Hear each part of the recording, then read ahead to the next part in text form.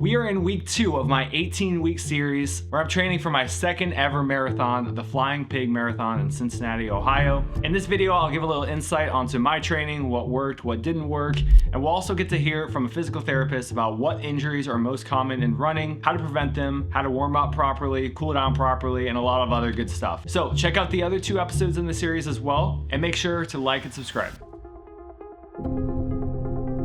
Back in high school, I spent 5 months non-weight bearing on my right leg after a severe knee injury. The doctor said my baseball days were over. But instead of accepting that, I spent the following year rebuilding to earn a Division III offer instead.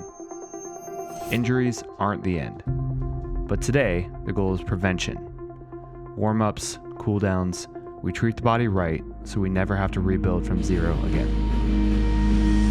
All right, what's your name? Steven Serbinsky. And besides being extremely strong, what do you do?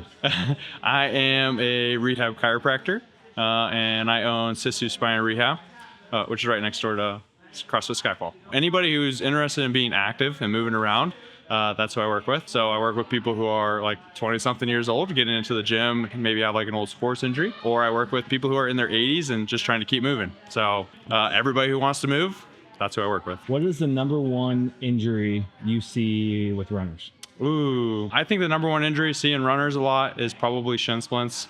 Super common.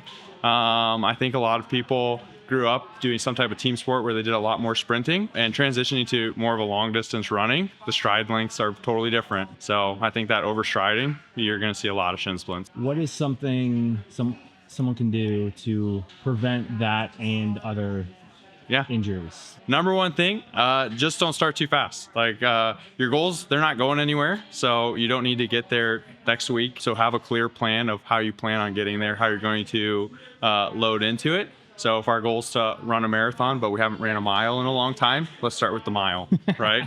That's good advice. Yeah, that's good advice, right? Start with the mile, right? People will appreciate that too.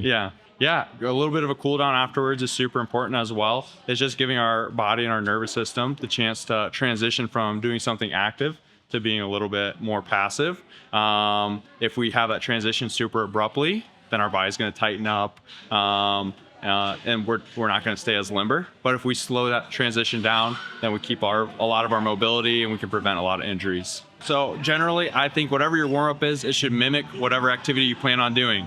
So if you plan on running, maybe break down the components of it. We should do something to warm us up for running. So maybe we're doing our skips, something a little active, but shorter in duration, shorter in intensity than what we plan on doing, right? Running for 2 hours. Probably be an extended dynamic. Maybe we should have like a 10-minute line drills, right? Like we used to do, once again, like sports, right? 10 minutes of line drills, just like some skips, some toe touches, some hamstring sweeps, right? Just getting us warmed up for what we're about to do. Okay. Yeah. And then static stretching after, are you a fan of that? Or yeah, I think static stretching can be super helpful into our cool down. I think the more important thing is that we have the cool down. But if you like stretching, then static stretching after you run is totally fine. That's a perfectly fine, acceptable cool down. My go-to, anything that gets my heart rate up. So I said the skips multiple times. I like the skips personally. I don't know why. Is that just like normal skipping? Just like normal skipping. Just normal skips, like line to line, down and back. If you want to add in a little bit of motor control to it, do some like backward skipping too, right? Challenge yourself. Just full body, get your heart rate up, get your body warmed up, get you prepared for whatever you plan on doing. Yeah, absolutely. So step 1, think you experienced an injury. Step 1 is going to be slow down, analyze what you're doing, right? So if I'm running and I think I just injured myself, well, let's switch to walking first, take some breaths, get our heart rate down, think about where we are physically, and just assess the situation. Like, okay, am I really hurt, or can I keep going, or do I need to stop today? If it hurts really bad, stop for that day, right? If it goes away as you're walking, then you can pick it back up and you'll be okay. In terms of like when you need to come in and schedule an appointment, anything that lasts for a couple of days, even up to like 3 days, that's soreness, that's fine. You're going to be okay. It'll go away on its own, right? When we start to get into that, like, hey, this has been here for like 2-3 weeks, it's time to schedule an appointment. It's something more serious, right? You need a little more help recovering. Okay. Yeah. Thank you. Thank you. Yeah. Okay. Yeah. Okay, so I just gained 5 pounds. All right. Shout out to the real ones. Mama been praying, seeing miracles now. Been hustling, grinding, the kingdom is all that we seeking, is really around. We break off the chains, I pray for all of my dogs to be free. We got it. I pray with my wife and she say time to get it, it's time to go eat. I got it. No selfish ambition, we leaving a legacy. I'm thanking God for the blessings ahead of me. Humble beginnings is evident. Yeah, is he a rapper or reverend? Just know that I got the medicine. Just know that I got the evidence.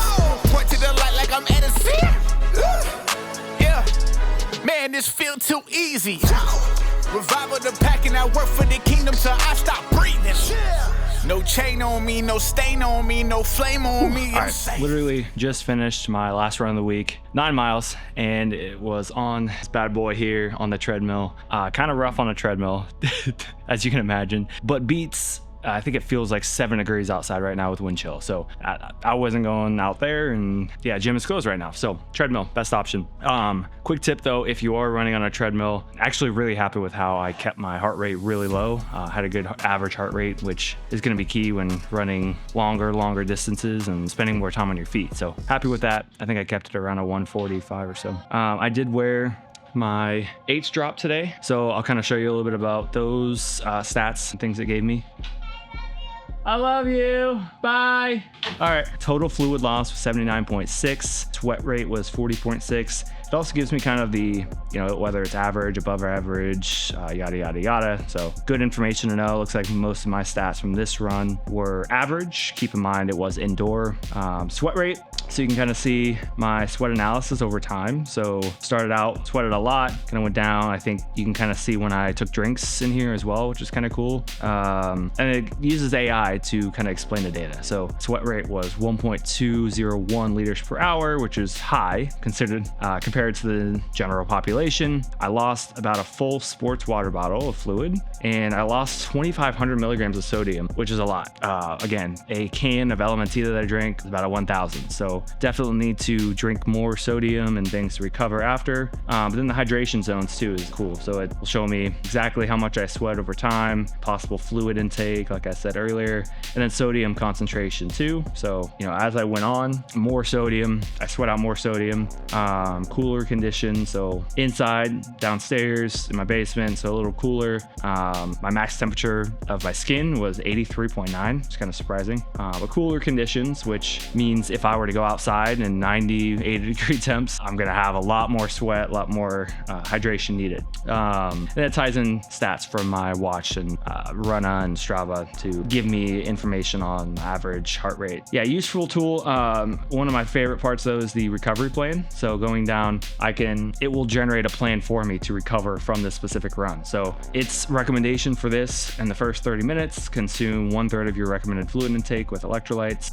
Within 1 to 2 hours, another 1/3 of fluids with a light meal, and then 2 to 4 hours in complete recovery with the remaining fluid. So my fluid intake goal is 30.5. Sodium target is just over 1,000 milligrams. So another Elementia would be kind of what it recommends as my target to recover. Hopefully something like this helps prevent the cramping and other issues I had from happening. So that's the goal. But that concludes this video. Kind of exciting. Early tomorrow morning, I am headed to Dallas for work. So gonna have the opportunity to run a little bit in Dallas in warmer weather, hopefully. But thank you. As I was running, I just reached 100 subscribers, which I know is a small amount, but means a lot. That was my goal last year. Didn't hit it. So it means a lot to hit it this year. And it shows that what I'm doing is working. And so I'm gonna keep working on these videos, spending a lot of time, and hopefully give you guys some value. I'm hoping this is helpful, and thank you for supporting any way you are.